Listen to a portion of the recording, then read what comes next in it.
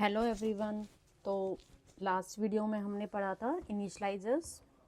तो इनिशियलाइजर्स के टॉपिक में हम आगे बढ़ते हैं, क्योंकि हमने जो इनिशियलाइजर पढ़ा था कि सिर्फ स्ट्रक्चर का इनिशियलाइजर हमने पढ़ा था और हमने इनिशियलाइजर डेलीगेशन को देखा था। तो एक बार इनिशियलाइजर डेलीगेशन को हम फिर से रिवाइज कर लेते हैं। इनिशियलाइजर डेलीगेशन क्या होता है? It is defined as calling initializer from other initializer. Means एक इनिशियलाइजर को दूसरे इनिशियलाइजर से कॉल करना ही इनिशियलाइजर डेलीगेशन कहलाता है। Its main function is to act as reusability. इसका जो मेन काम होता है रीयूजेबिलिटी होता है, यानी कि कोड को बार बार यूज करना।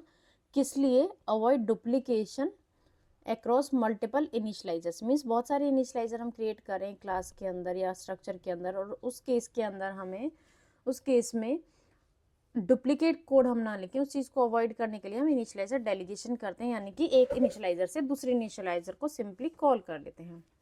जैसे कि कोई फंक्शन हमने डिक्लेयर किया, उस फंक्शन को का जो काम है वो है सम, और वो सम फंक्शन हम एक दूसरे फंक्शन में यूज़ करें एवरेज, तो हम उस सम फंक्शन को सम के लिए भी यूज़ कर सकते हैं और उनका एवरेज निकालने के लिए यूज़ कर सकते हैं।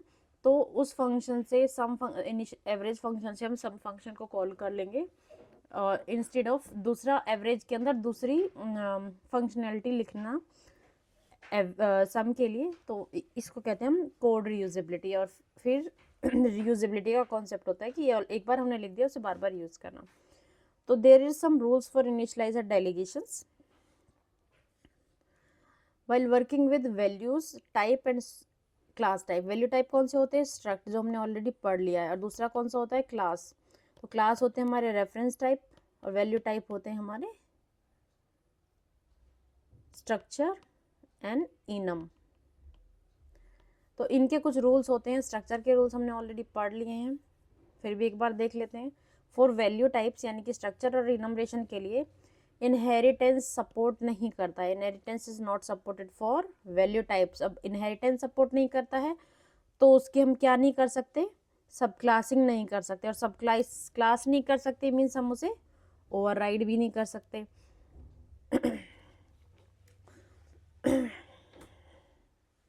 तो स्ट्रक्चर के और इनमरेशन के केस में क्या होता है? हमारे पास सिंपली डेजिग्नेटेड इनिशियलाइजर ही होते हैं। हमारे पास स्ट्रक्चर के और इनम के वैल्यू टाइप्स के लिए सिर्फ डेजिग्नेटेड इनिशियलाइजर ही होते हैं किसी भी प्रोसेस को कंप्लीट करने के लिए। The initializer delegation for value type call another initializer within the same type। वो एक ही स्ट्रक्चर के अंदर दूसरे इनिशियलाइजर को हम कॉल कर सकते हैं, हम अपना नया नहीं बना सकते। मीन्स जैसे स्ट्रक्चर क्रिएट किया और हमने एक दूसरा स्ट्रक्चर क्रिएट किया, उसको इनहेरिट करके दूसरे इनिशियलाइजर को उसके अंदर क्रिएट नहीं कर सकते, बिकॉज हम इनहेरिट ही नहीं कर सकते। जब हम उसको कॉल नहीं कर सकते एक स्ट्रक्चर को दूसरे के अंदर, या इनहेरिट नहीं कर सकते, तो हम उसका इनिशियलाइजर भी कॉल नहीं कर सकते। Automatically receive A member wise initialiser for their properties. जो वैल्यू टाइप्स होते हैं उनकी ऑटोमेटिकली उनके पास एक इनिशियलाइजर होता है जितनी भी उसकी स्टोर्ड प्रॉपर्टी होती है उसके लिए। दूसरा आता है हमारा class type. Class type value type के रिवर्स होता है, उसमें इनहेरिटेंस सपोर्ट करता है। उसकी हम सब क्लासिंग मीन्स उसको इनहेरिट भी कर सकते हैं, मीन्स उसकी सब क्लास भी क्रिएट कर सकते हैं। Hence the class have to make sure that all the stored property they inherit must be assigned। तो जितनी भी stored property हैं वो उनकी वैल्यू असाइन हो जानी चाहिए इनिशियलाइजेशन के टाइम पे।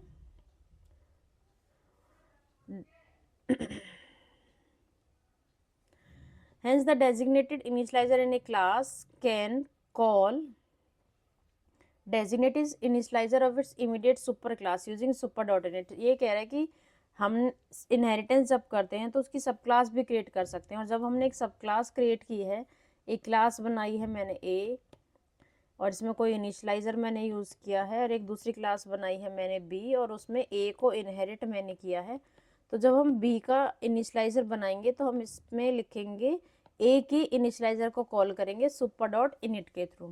तो हम देख लेते हैं एग्जाम्पल में। एक हमने कार स्ट्रक्चर बनाया, या बी स्ट्रक्चर के लिए हम देख रहे हैं डेलीगेशन कैसे होता है स्ट्रक्चर के केस में, तो ये वैल्यू टाइप्स के लिए है। एक कार बनाया स्ट्रक्चर, उसका प्राइस क्वांटिटी दोनों स्टोर्ड प्रॉपर्टी हैं, जो जितनी भी स्टोर प्रॉपर्टी है उनको हम इनिशियलाइज करते हैं अपने डेजिग्नेटेड इनिशियलाइजर में, दोनों को हमने यहाँ पे वैल्यू असाइन कर दी। Convenience initializer delegating to the designated initializer, अभी क्या जो कन्वीनियंस इनिशियलाइजर होता है वो डेलीगेट करता है डेजिग्नेटेड, जब भी हम कन्वीनियंस यूज करते हैं तो वो डेलीगेटेड इनिशियलाइजर को ही कॉल करता है। मीन्स अब एक इनिशियलाइजर जो हमने ऑलरेडी क्रिएट कर लिया है इसे बोलते हैं हम डेजिग्नेटेड, और जब हम कन्वीनियंस क्रिएट करते हैं तो उसी को कॉल करता है। लेकिन स्ट्रक्चर के केस में हम कन्वीनियंस को क्रिएट नहीं कर सकते, मीन्स उसका कीवर्ड हम यहाँ पे यूज नहीं कर सकते। बट जब भी हम कोई दूसरा स्ट्रक्चर के अंदर क्रिएट करते हैं वो विदाउट कन्वीनियंस कीवर्ड के यूज करते हैं, तो इसमें हमने अगर कॉल कर लिया इसको, मीन्स ये हमारा क्या है, कन्वीनियंस इनिशियलाइजर है स्ट्रक्चर के केस में। बट हम यहाँ पे कन्वीनियंस कीवर्ड को यूज नहीं करेंगे। इसने सिंपली क्या किया है, उसको कॉल किया और एक अपने इनिशियलाइजर की वैल्यू को भी पास कर दिया है वहाँ पे क्वांटिटी में। एक third convenience initialiser with default values, की इसमें सीधी डिफॉल्ट वैल्यूज हमने डाल दी हैं। हम डिफॉल्ट वैल्यूज भी डाल सकते हैं और हम यूजर से लेके भी डाल सकते हैं। सिंपली मीनिंग क्या है, कन्वीनियंस इनिशियलाइजर हमारे डेजिग्नेटेड को कॉल करता है, तो ये हमारा डेजिग्नेटेड की इनिट की कॉल है स्ट्रक्चर के केस में। वैल्यू टाइप्स के केस में अब यहाँ पे हमने इंस्टेंस बनाया, पहले हमने कॉल किया डेजिग्नेटेड को, फिर हमने कॉल किया कन्वीनियंस को, और हमने सेकंड कन्वीनियंस को कॉल किया और यहाँ पे वैल्यूज को प्रिंट कर दिया, तो ये आउटपुट हो जाएगा हमारा। अब आती है बात क्लास की। अब हम प्रॉपर क्लास, जैसे हमने कल स्ट्रक्चर के बारे में पढ़ा था पहले वीडियो में, आज हम बात करेंगे क्लास इनहेरिटेंस और क्लास इनिशियलाइजर्स के बारे में। तो ये टॉपिक है क्लास इनहेरिटेंस एंड इनिशियलाइजेशन। जैसा कि हमें पता है class has stored properties including the property it inherit from the super class. तो क्लास के अंदर क्या होती हैं, स्टोर प्रॉपर्टीज होती हैं और वो इंक्लूड करती है जो हम अपनी सुपर क्लास से आते हैं। So the all this property must be initialized with an initial value at the time of initialisation.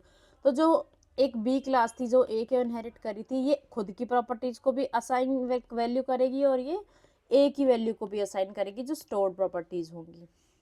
So initialize these properties Swift by two type of initialiser.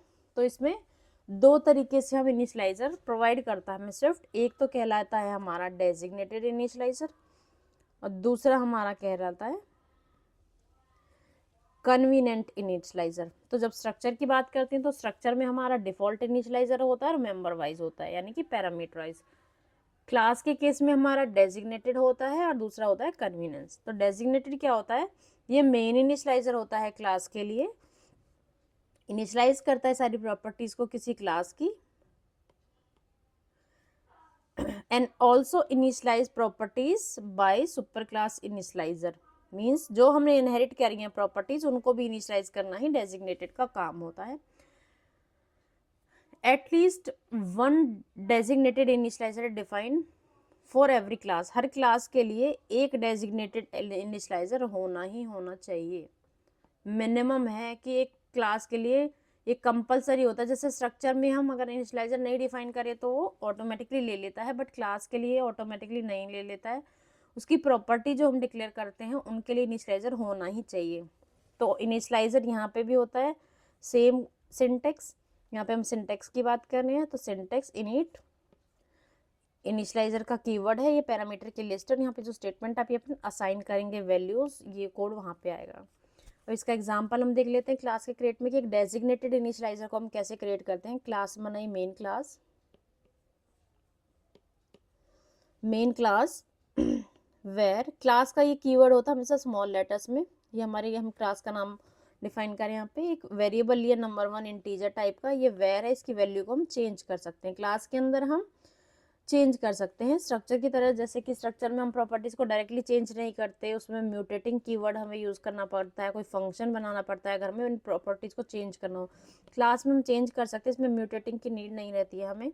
Designated initialiser class के लिए कि जितनी भी उसकी stored property है उनको value assign करना। तो यहाँ पे हमने बाहर से वैल्यूज ली और उनको असाइन कर दिया। सेल्फ की बात करी थी, सेल्फ की बात है तो वो जो जिस क्लास के एज स्ट्रक्चर के अंदर डिक्लेयर होता है सेल्फ का, तो ये कौन से वेरिएबल को लेगा, इस वाले को, जो मीन्स इस क्लास के अंदर जो वेरिएबल है।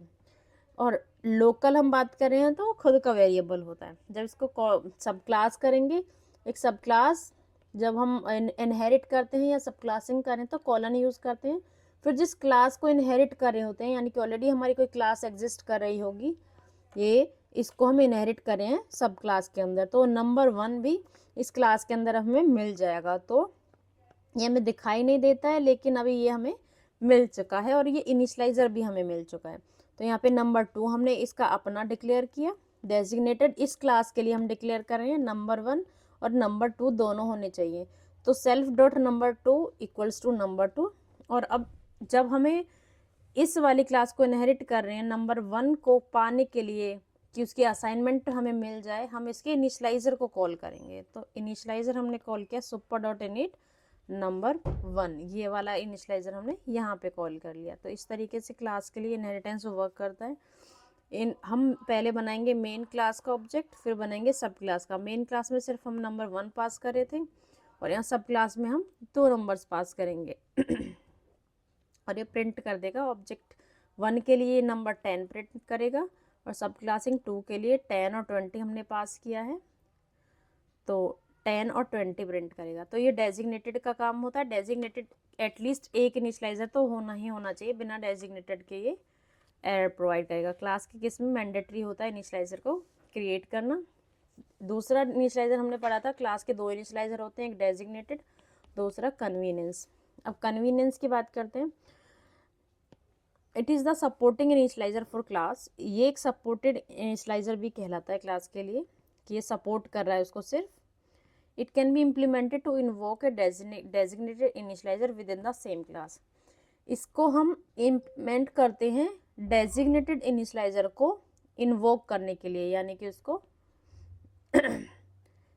रन कराने के लिए या कॉल कराने के लिए विद इन सेम क्लास, एक ही क्लास के अंदर।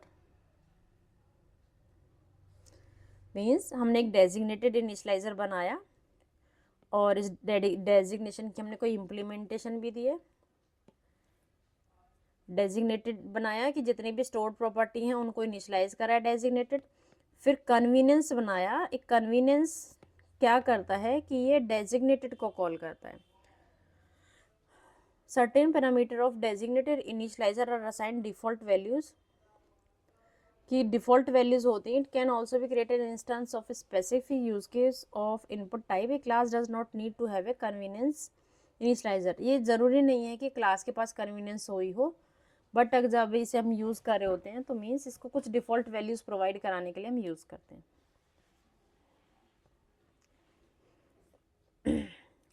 इसका कीवर्ड होता है कन्वीनियंस, और बाकी जैसे हम इनिशियलाइजर को यूज़ करते हैं उसकी पैरामीटर लिस्ट, ये वैसे ही वर्क करता है और यहाँ पे हम वैल्यूज़ को असाइन करते हैं। तो इसका एक एग्जांपल देख लेते हैं कन्वीनियंस का। मेन क्लास बनाई, हमने एक नंबर बनाया, डेजिग्नेटेड इनिशियलाइजर बना दिया। फिर हमने एक सब क्लास की मेन क्लास को ऊपर से इनहेरिट कर लिया, नंबर 2 पास किया। डेजिग्नेटेड इनिशियलाइजर बनाया, इसने अपनी पैरामीटर्स को असाइन करी वैल्यू, और इसने एक सुपर क्लास के इनिशियलाइजर को कॉल कर लिया। बिकॉज इसे हम क्या कर रहे हैं, इनहेरिट कर रहे हैं, सब क्लास कर रहे हैं, तो हम सुपर कीवर्ड के थ्रू उसको कॉल करते हैं उसके पैरामीटर के हिसाब से, कि जो भी पैरामीटर हमारे मेन क्लास में होते हैं। अब यहाँ पे हमारी रिक्वायरमेंट आई है कि हम कन्वीनियंस इनिशियलाइजर को भी यूज़ करेंगे। यहाँ पे हम क्या कर रहे हैं, ओवरराइड कर रहे हैं कन्वीनियंस इनिट को,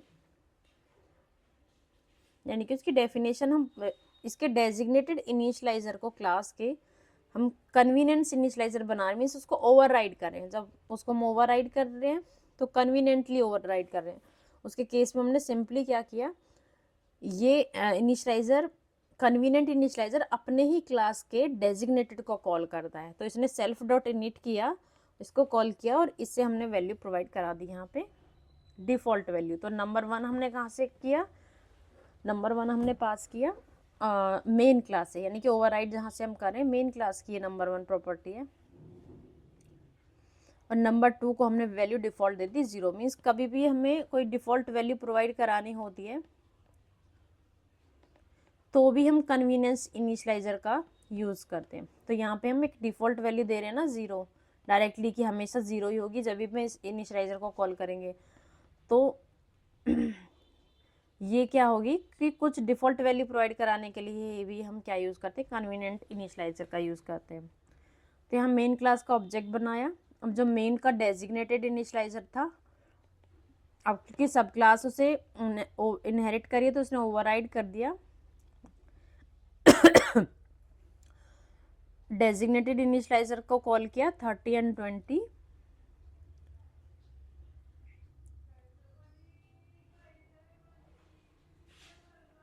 और कन्वीनियंट इनिशियलाइजर में क्या कर रहा है, नंबर 2 की वैल्यू डिफ़ॉल्ट जा रही है। अगर हम कन्वीनियंट यूज़ करते हैं तो इसके केस में डिफ़ॉल्ट वैल्यू जाएगी, बिकॉज यहाँ पे हम ओवरराइड कर रहे हैं मेन को।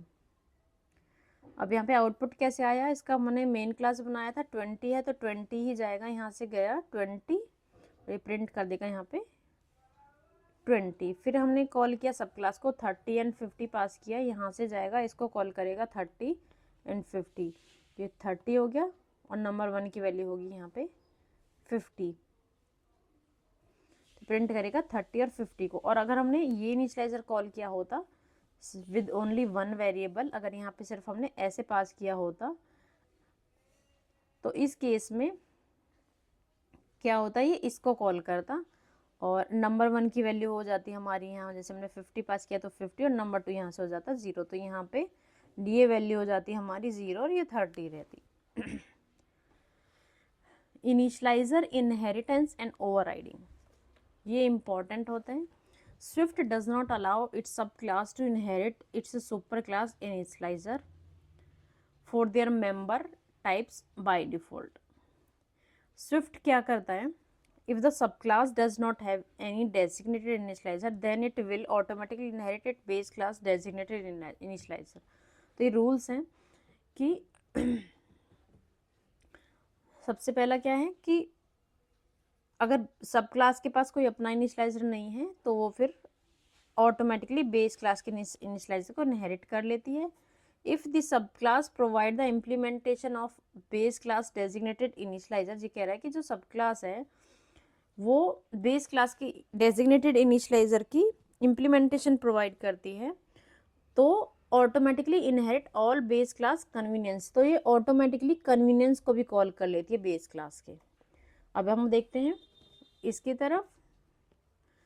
Swift does not allow it subclass to inherit it super class initializer, जो सब क्लास है सुपर क्लास के इनिशियलाइजर को इनहेरिट नहीं कर सकती, और their members type by default, और जो मेंबर टाइप है उनको भी, मीन्स उसकी जो प्रॉपर्टीज है इनिशियलाइजर की उनको भी डिफॉल्टली इनहेरिट नहीं कर सकती, मीन्स हमें इनहेरिट करवाना पड़ता है, लाइक सुपर डॉट इनिट करके हम इनहेरिट कराते हैं। They can call the initialiser of its super class with the help of super dot init, तो कॉल करेंगे with the help of super dot init से कॉल करते हैं। ऑटोमेटिकली इनहेरिट नहीं कर सकता है, करवाना पड़ता है। To make sure that all the inherit properties are initialize with some value type, तो जितनी भी प्रॉपर्टीज हैं वो कुछ वैल्यू से इनिशियलाइज हो जाएं।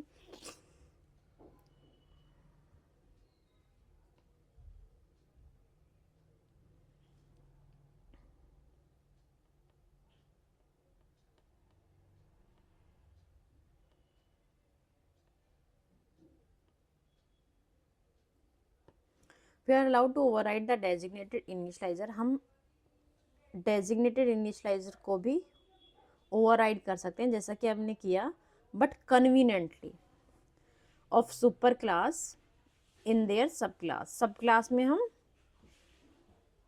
क्या कर सकते हैं, उसको इनहेरिट कर सकते हैं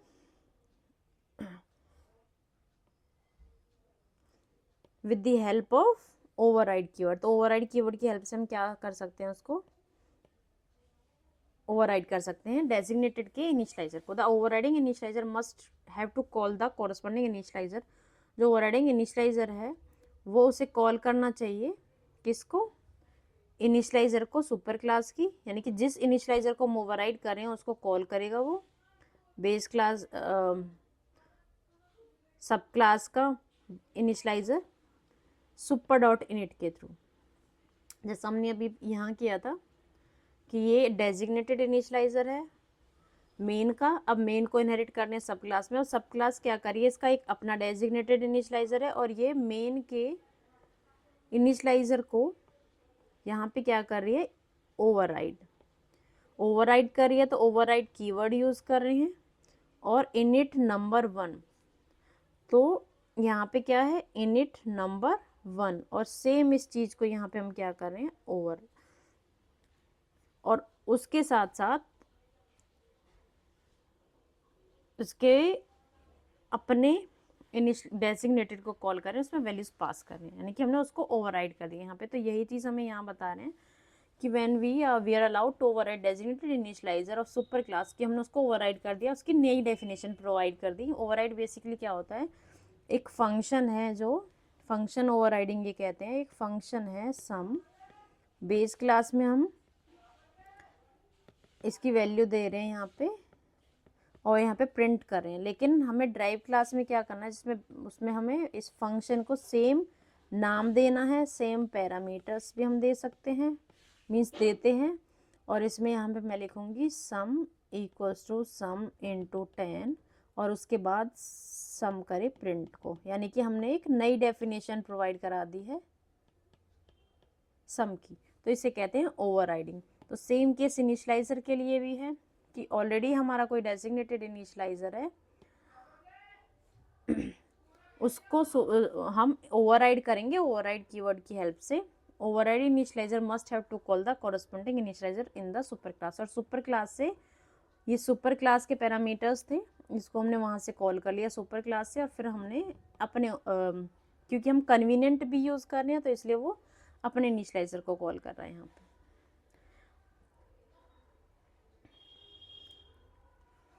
यहाँ पे हमने बेस क्लास ली साइड्स, कॉर्नर, डिस्क्रिप्शन, और इंस्टेंस क्रिएट किया साइड का। देन हमने एक सब क्लास बनाई पेंटागन, उसको साइड को ओवरराइड किया। तो यहाँ पे ओवरराइड करने हम इनिट को, यहाँ पे हमने इनिशियलाइजर कोई बनाया नहीं था, तो डिफ़ॉल्ट इनिशियलाइजर यही होता है हमारे पास, तो इसने डिफ़ॉल्ट इनिट को ओवरराइड कर दिया, उसमें सुपर डॉट इनिट को कॉल किया। कॉर्नर की वैल्यू यहाँ पे क्या दे दी हमने, 5। तो कॉर्नर कहाँ थे, बेस क्लास के अंदर, ड्राइव के अंदर तो नहीं थे, तो यहाँ पे हमने फिर से कॉर्नर की वैल्यू प्रोवाइड करा दी। तो पेंटागन क्रिएट करेंगे तो 5 होगी कॉर्नर की वैल्यू, और स्ट्रिंग 5 साइड्स, तो ये क्या प्रिंट करेगा, इट है 5 साइड्स, तो इसने 5 साइड प्रिंट किया, और जब हम बेस का यूज़ करे थे इसने 4 साइड्स प्रिंट किया। अब डेजिग्नेटेड और कन्वीनियंस का यूज़ करते हैं। एक बार एक क्लास यूज़ करी हमने प्लैनेट, उसमें नेम लिया, एक प्रॉपर्टी ली स्टोर्ड प्रॉपर्टी, उस स्टोर्ड प्रॉपर्टी को हमने इनिशियलाइजर में इनिशियलाइज कराया। एक कन्वीनियंस इनिशियलाइजर क्या करता है, अपने डेजिग्नेटेड को कॉल करता है, तो अपने डेजिग्नेटेड को कॉल किया, और इसने उसको डिफ़ॉल्ट वैल्यू की, कन्वीनियंस का यूज़ क्यों करते हैं, या तो हम कॉल करते हैं डेजिग्नेटेड को, या डिफ़ॉल्ट वैल्यूज़ प्रोवाइड करते हैं। तो यहाँ हम यूज़ कर रहे हैं, कॉल भी कर रहे हैं सेल्फ को, और यहाँ डिफ़ॉल्ट वैल्यू भी प्रोवाइड करा रहे हैं। तो यहाँ पे प्लैनेट में मर्करी को प्रिंट करेगा। फिर हमने प्लैनेट का एम्प्टी यूज़ किया, और उसके अंदर हमने कन्वीनियंट इनिशियलाइजर को यहाँ पे हम कॉल कर रहे हैं, यहाँ पे डेजिग्नेटेड को कॉल करेंगे, कन्वीनियंट को कॉल किया, नो प्लैनेट, तो ये नो प्लैनेट नेम हम हमारा ये प्रिंट करेगा। तो ये क्या प्रिंट करेगा, इसको नेम के अंदर नो प्लैनेट्स, तो इसने क्या प्रिंट किया, नो प्लैनेट्स। फिर हमने इसकी सब क्लासिंग की, प्लैनेट की काउंट क्रिएट किया, एक नेम के अंदर, और जिसने सुपर डॉट इनिट का नेम कॉल किया। फर्स्ट टाइम जब ओवरराइड करेंगे हम कन्वीनियंट को, तो उसमें नेम यूज़ करें हमारे पास, और सेल्फ के इनिशियलाइजर को कॉल करें। ये ओवरराइड कर रहा है अपनी सुपर क्लास के डेजिग्नेटेड इनिशियलाइजर को, और कन्वीनियंटली कर रहे हैं, तो हम काउंट की वैल्यू डिफ़ॉल्ट प्रोवाइड करा रहे हैं यहाँ पे, और नेम कहाँ से ले रहे हैं हम अपना, जब हम कॉल कर रहे हैं। तो ये क्या प्रिंट करेगा, no planets and mercury.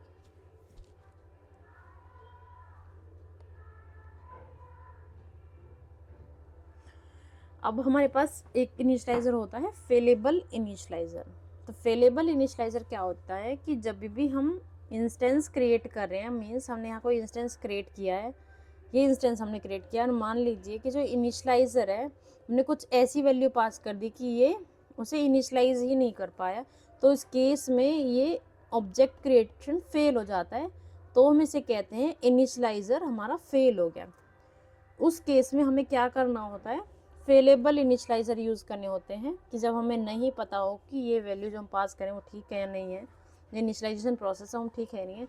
Not all the initializer can initialize value successfully, जितने भी इनिशियलाइजर होते हैं सक्सेसफुली इनिशियलाइज नहीं कर पाते हैं, वो किसी कारण से फेल भी हो जाते हैं।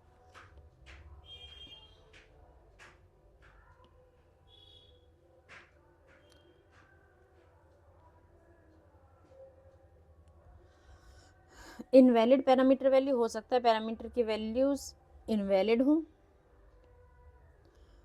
Absence of required external source, जो रिक्वायर्ड सोर्स हमें चाहिए होते हैं इनिशियलाइज करने के लिए उनकी एब्सेंस वो हो ना। और एक कंडीशन प्रिवेंटिंग, और क्या कारण हो सकता है, एक कंडीशन वो प्रिवेंट कर रही है इनिशियलाइजर को सक्सेस होने से, कि कोई कंडीशन कोई चेक हमने लगाया है कि ये सिचुएशन है तो वो इनिशियलाइज नहीं होगा, तो उस केस में हमारा फेल हो जाता है। So catch exceptions thrown by the initializer method, तो हम जो भी एक्सेप्शन इनिशियलाइजर थ्रो करता है उन्हें कैच कर लेते हैं। Swift provide a special type of initializer that is failable, तो हमारे पास फेलेबल इनिशियलाइजर होता है इस केस में कि अगर ऐसा है तो हम उस फेलियर को कैच कर लेंगे किसके थ्रू, इनिशियलाइजर, फेलेबल इनिशियलाइजर के थ्रू। Failable initializer notify the developer that the something is left unnoticed while initializing the structure in innovation class.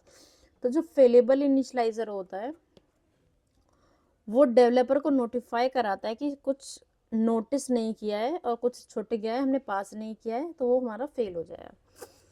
और can say that failable initializer create a optional value of type its initializer, या फिर हम कह सकते हैं कि जितने भी टाइप्स होते हैं उनकी ऑप्शनल वैल्यू क्रिएट करता है, और अगर हमें कहीं से वैल्यू नहीं मिली तो वो नील असाइन कर देता है वैल्यूज में।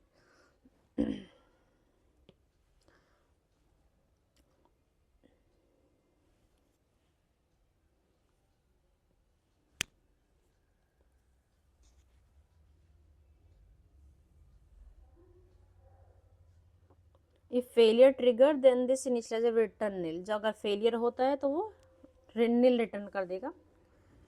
और एक क्लास स्ट्रक्चर इनम के can have more failable initializer to catch the fail, मतलब एक से ज़्यादा हम फेलेबल इनिशियलाइजर को यूज़ कर सकते हैं। इसको हम क्रिएट कैसे करते हैं, इनिट के बाद हम क्वेश्चन मार्क लगाते हैं, ये हमारा कीवर्ड होता है। ये फेलेबल इनिशियलाइजर को क्रिएट करने के लिए हम यूज़ करते हैं।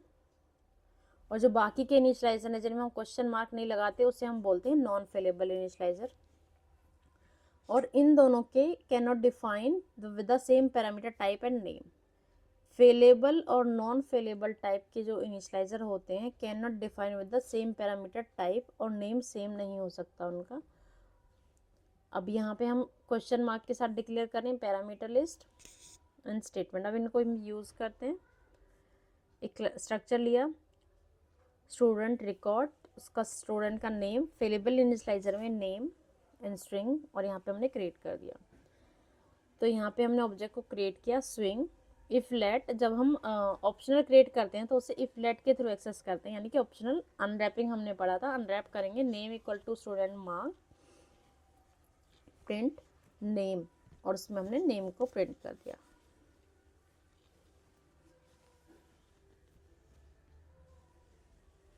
और यहाँ पे हमने चेक भी लगाया, if student name is empty तो रिटर्न नील, यहाँ पे नील रिटर्न करेगा, अदरवाइज उसको असाइन कर देगा वैल्यू। फिर हमने दूसरा एक एम्प्टी क्रिएट किया, if blank name equals to nil, अगर नील है तो यहाँ पे इसको कैन नॉट लेफ्ट ब्लैंक, तो यहाँ पे ये फेलेबल इनिशियलाइजर को कॉल कर रहे हैं। इस केस में हम फेलेबल इनिशियलाइजर को क्रिएट करेंगे। इनम्बरेशंस के लिए फेलेबल कैसे करते हैं, in Swift we are allowed to use failable initializer for enums as well, notify when enumeration member are left from initializing value, कि हमने वैल्यू को इनिशियलाइज नहीं किया तो उस केस में हम फेलेबल को यूज़ कर रहे हैं। It select proper enumeration case according one और मोर पैरामीटर्स। सो यहाँ पे क्या है, एक इनम्बरेशन हमने क्रिएट किया ABCD, और उसके बाद फेलेबल को क्रिएट किया फंक्शन T, और 1 2 3 4, और डिफ़ॉल्ट में हमने प्रोवाइड करा दिया यहाँ पे नील।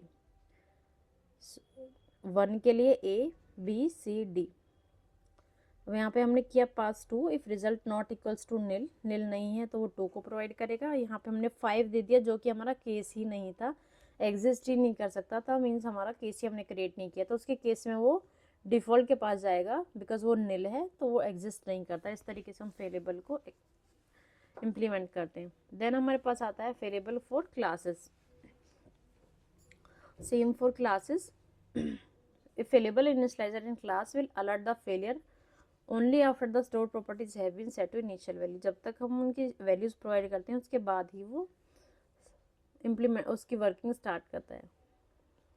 यहाँ पे हमने क्लास को क्रिएट किया, उसके अंदर हमने नेम दिया। नेम हमारा क्या है, ऑप्शनल है, फोर्सफुल हम यूज़ करें कि यहाँ पे वैल्यू होनी चाहिए, और उसको हमने वेरिएबल के अंदर इनिशलाइज करा दिया। फिर हमने चेक किया, क्लास के अंदर हम पहले असाइन करते हैं, जैसे कि हमने यहाँ पढ़ा था कि पहले हम क्या करेंगे, पहले हम असाइन करेंगे स्टोर प्रॉपर्टीज़ को, उसके बाद हम उसको कंडीशन चेक लगाएंगे। If student dot name dot is empty तो रिटर्न नील करेगा, तो बाद में हम रिटर्न करेंगे यहाँ से। और हमने इफलेट के थ्रू उसको एक्सेस कर लिया और उसकी वैल्यू को प्रिंट करा दिया। अब फेलेबल इनिशियलाइजर को क्या हम ओवरराइड कर सकते हैं तो ओवरराइड कर सकते हैं, लेकिन उसके बाद हम क्वेश्चन मार्क नहीं लगाएंगे, सिर्फ सिंपल सा ये रूल है। Just like initializer we are allowed to override a superclass failable initializer inside the subclass, superclass failable initialize can also be overridden with subclass non failable initializer. Means जो superclass का failable है वो सब class के non failable initializer के साथ हम उसे ओवरराइड कर सकते हैं। Subclass initializer cannot delegate up to superclass initializer when overriding a failable superclass initializer with a non-failable subclass initializers। Means इसका सिंपल मीनिंग है, सुपर क्लास के फेलेबल को हम अपने सब क्लास के नॉन फेलेबल इनिशियलाइजर के साथ ही ओवरराइड कर सकते हैं। फेलेबल टू फेलेबल इनिशियलाइजेशन नहीं होती, फेलेबल टू नॉन फेलेबल होती है। तो इसका ये सिंपल सा मीनिंग था। इनिट फेलेबल इनिशियलाइजर, जैसे हमारे पास क्वेश्चन मार्क होता है ऑप्शनल के लिए, ऑप्शनल वैल्यूज के लिए, वैसे हमारे पास एक्सक्लेमेशन मार्क होता है फोर्सफुली वैल्यू प्रोवाइड करते हैं। मीन्स ये भी एक ऑप्शनल ही वे है, बट इसके अंदर जब हम यूज़ करें तो वैल्यू होनी चाहिए, इसका मीनिंग ये होता है। तो हम इसका सिंपल सीधा सीधा सा यूज़ कर लेते हैं कि जब हम स्टूडेंट नेम को यूज़ कर रहे हैं तो वो एग्जिस्ट करना चाहिए। स्ट्रक्चर के केस में हम पहले एम्प्टी चेक करा रहे हैं और फिर यूज़ कर रहे हैं, और यहाँ पे एक्सक्लेमेशन मार्क यूज़ कर रहे हैं। और एम्प्टी के केस में हमने चेक लगा दिया, यहाँ पे वैल्यू स्विंग की, और यहाँ पे नील एम्प्टी दी है तो नील के केस में क्या करता है, रिटर्न करा देगा, इनिशियलाइज नहीं करेगा। अब थर्ड थिंग होती है रिक्वायर्ड इनिशियलाइजर, तो ये बहुत इंपॉर्टेंट है। रिक्वायर्ड इनिशियलाइजर, रिक्वायर्ड इनिशियलाइजर क्या होता है, इन ए class is the initializer that must be implemented by all the subclass। एक रिक्वायर्ड जो इनिशियलाइजर हमने बेस में क्रिएट किया है, अगर रिक्वायरमेंट ये है कि जितनी भी सब क्लास होंगी वो सारी क्लासेस इस इनिशियलाइजर को इम्प्लीमेंट करेंगी ही करेंगी, तो उस केस में हम उसको रिक्वायर्ड बना देते हैं, और रिक्वायर्ड कीवर्ड को प्रीडिफाइन करके इनिशियलाइजर के सामने तो उसे रिक्वायर्ड बनाते हैं। फिर उस रिक्वायर्ड का मतलब होता है जितनी भी सब क्लास होंगी वो सब के लिए रिक्वायर्ड होगा कि उसे इनहेरिट करना ही होगा। Required init parameter list, then class A, हमने इस इनिशियलाइजर को क्लास ए के रिक्वायर्ड बना दिया है, तब ये भी इनिशियलाइजर जो है सारी class required init B, B की वैल्यू प्रोवाइड करी हमें ए बी, तो जितनी भी क्लास होंगी सी डी ई सब ये इस रिक्वायर्ड इनिशियलाइजर को क्रिएट करेंगे, और सब क्लास के अंदर भी उसको रिक्वायर्ड ही हम मेंशन करेंगे। यहाँ पे हमने ऑब्जेक्ट क्रिएट किया 10 30 10, तो ये थे हमारे क्लास के इनिशियलाइजर्स और उनकी डेलीगेशन प्रोसेस। तो नेक्स्ट वीडियो में हम डिस्कस करेंगे इनकी कोडिंग कि इनको इम्प्लीमेंट कैसे करना है। Thank you.